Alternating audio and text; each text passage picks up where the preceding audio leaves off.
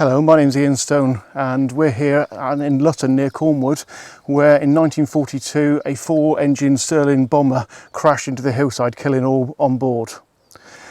I moved to the village in 2009 and noticed a cross carved into a tree, so I started to research the history of that crash, and here we are with this memorial here on the hillside to these very brave men. The aircraft was flying down over the Giroud estuary, taken off from Lakenheath in Suffolk, and took heavy fire over France. We believe then it was on fire and flew right over the top of Plymouth, where it sustained heavy artillery attack. And we also believe that the maps were incorrect that they were given. From what we understand, they believed that they were over Portsmouth, sort of southern England, rather than over Dartmoor. A 5-year-old villager remembers watching them fly up through the valley at close to 3:30 in the morning. The weather was absolutely atrocious, thick fog, thick mist, they couldn't see a thing.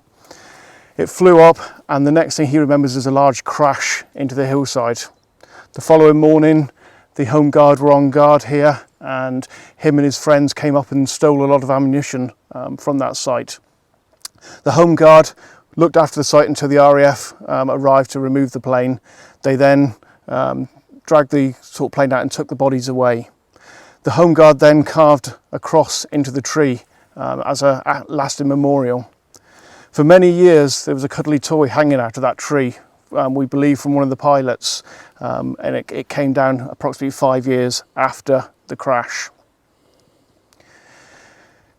In 2011, we decided to start doing a memorial for these brave men, and doing a lot of research, I managed to contact the nephew of one of the gunners inside of the crew. We then worked together to research the whole history of this crew. They were all British, and their families now spread throughout the world. In 2012, on the anniversary of the crash, we brought together all of the family members, apart from the pilot's family, to come here and have a memorial, to look around this site, to have a short service, and then have lunch and talk about their families. We believe the crash happened, they were travelling about between 300 and 400 miles an hour when it flew into the hillside, and there was no survivors. The cross down behind me was carved into the tree, as I said, by the Home Guard, and every year for up to 10 years afterwards they came up and left flowers at the base of that tree. When we were putting in the memorial, we did find small items of crash material, such as copper wires, and also a bottle of tablets, which we believe the pilots were using to keep them awake as they crashed, as they sort of flew across on their missions. Let's go and look at the cross.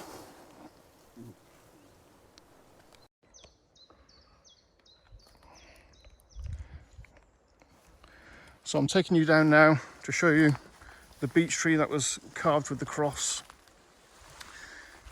This area had very few trees in it when it actually crashed. So a lot of the trees in the area were not here, but these beech trees were here.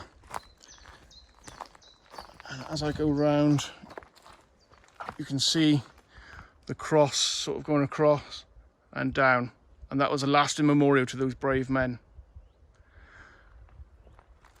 The crash site happened on the hillside. Again, there was no trees in the area at that time, so it was just an open wasteland. We also believe that some of the engines became detached and travelled through the area. One was found 200 yards further up the valley. And we believe there's some indentations on the track behind us, which shows where two crashed.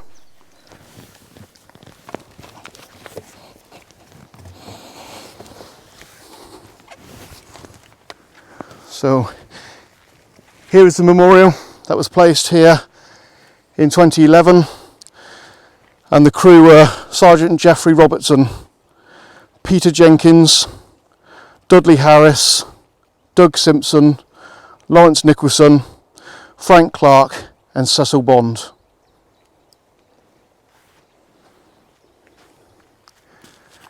Every year On the anniversary on the 21st of August, we come up here and lay flowers to these men, as well as on Remembrance Sunday.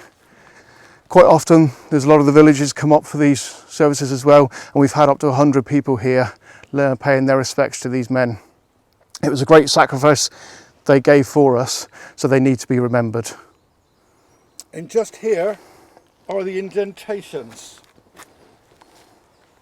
because this wall we believe wasn't here.